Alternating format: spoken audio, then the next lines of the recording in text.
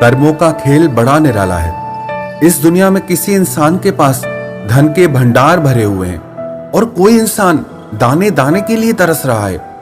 किसी इंसान के पास दुनिया की सारी खुशियां हैं और कोई इंसान तिल तिल करके मर रहा है।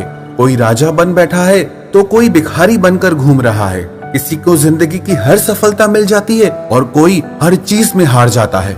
बहुत ही अजीब है ये कर्मों का खेल। क्यों ऐसा हो रहा है? देखने में तो ऐसा लगता है कि हर बुरा इंसान खुश है और हर अच्छा इंसान दुखी लगा पड़ा है। जो इंसान सच्चाई से प्रेम करता है उसे धोखा मिलता है, सच्चाई से व्यापार करता है उसे धोखा मिलता है, और जो इंसान बेईमानी करता है, धोखा करता है, वो खुश लगा पड़ा है। ये कैसा हिसाब किताब है कर्मों का? जिस इंसान ने आपके साथ गलत किया, बुरा किया, धोखा दिया, क्या उसे कभी उसके कर्मों का फल मिलेगा या नहीं? जवाब है हाँ। जो इंसान जैसा कर्म करता है उसे आज नहीं तो कल उसके कर्मों का फल भोगना ही पड़ता है। किसी का भी किया गया अच्छा या बुरा कर्म कभी नहीं छुपता। लोग चाहे समझे या ना समझे, लेकिन कर्म चेहरे याद रखता है। जो जैसा करता है उसे वो भोगना ही पड़ता है। श्रीमद् भगवत गीता में भी श्री कृष्ण ने कहा, अवश्यमेव भोक्तव्यम कृतम कर्म शुभाशुभम। हर इंसान को अपने कर्म का फल अवश्य ही भोगना पड़ेगा, चाहे वो अच्छा हो, चाहे वो बुरा हो, चाहे वो शुभ हो, चाहे वो अशुभ हो। एक बार एक मित्र ने अपने मित्र को जंगल में ले जाकर उसकी हत्या कर दी।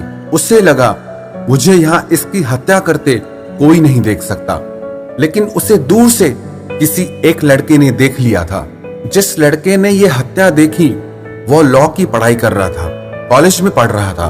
कुछ समय तक कोई सबूत नहीं मिला, लेकिन कुछ सालों के बाद ये हत्या का केस फिर से खुला। जिसने हत्या की थी वो बहुत धनी इंसान का बेटा था।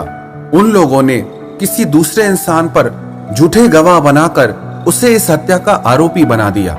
जब ये केस चल ही रहा था तब इतने में ही उस जज का ट्रांसफर हो गया और वहां पे नया जज आया, और ये जज वही था जिसने इस हत्या को होते देखा था। जब उसने देखा कि जिस व्यक्ति का इस हत्या से कोई लेना देना नहीं है वो इसमें कैसे फंस गया, तो जज ने उसे बुलाकर कहा कि तुम सच सच बताओ कि जिंदगी में तुमने कोई संगीन जुर्म किया है? तो उस व्यक्ति ने कहा, हाँ, मैंने कुछ सालों पहले किसी व्यक्ति की हत्या कर दी थी और ये बात आज तक किसी को भी पता नहीं चली, और मुझे लगता है मुझे मेरे उसी कर्म का फल मिला है। उसी की वजह से मुझे ये सजा मिली है।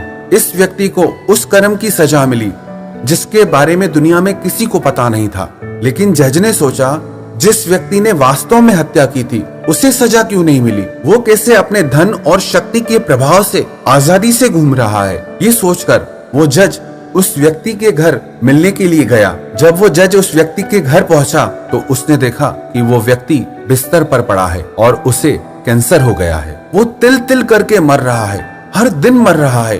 वो इतना ज्यादा दर्द में जी रहा है कि अपने मरने की दुआएं मांग रहा है। तब उस जज को कर्मों का सारा खेल समझ में आ गया। ये कर्म चेहरे याद रखता है। हर इंसान को अपने कर्मों का हिसाब चुकाना ही पड़ता है। लेकिन हमें क्या लगता है कि जिसने हमारे साथ गलत किया, बुरा किया, धोखा दिया, उससे अभी सजा मिले, उससे हमें अभी बदला लेना है। लेकिन कर्मों का हिसाब ऐसे नहीं चलता है, आपके हिसाब से नहीं चलता है। हो सकता है जाने अनजाने आपने भी किसी से गलत किया हो जिसका आपको एहसास तक ना हो सकता है आपको जाने अनजाने अपने किसी किए गए कर्म का फल मिल रहा हो जो आपको उस इंसान के द्वारा मिला हो।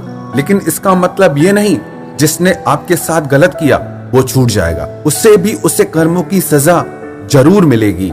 हाँ, इसमें ये पक्का नहीं होता है कि जब आप चाहें तब मिलेगी, लेकिन उसे मिलेगी ये बिल्कुल पक्की बात है, क्योंकि ये सृष्टि कर्म के चक्कर से ही चलती है।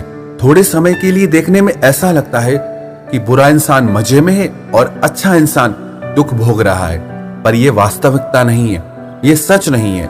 ये सृष्टि का नियम आज से नहीं है, आदि काल से चला आ रहा है, हजारों सालों से चला आ रहा है। जिसने जैसा कर्म किया है उसे आज नहीं तो कल अपने कर्मों का हिसाब देना ही पड़ेगा।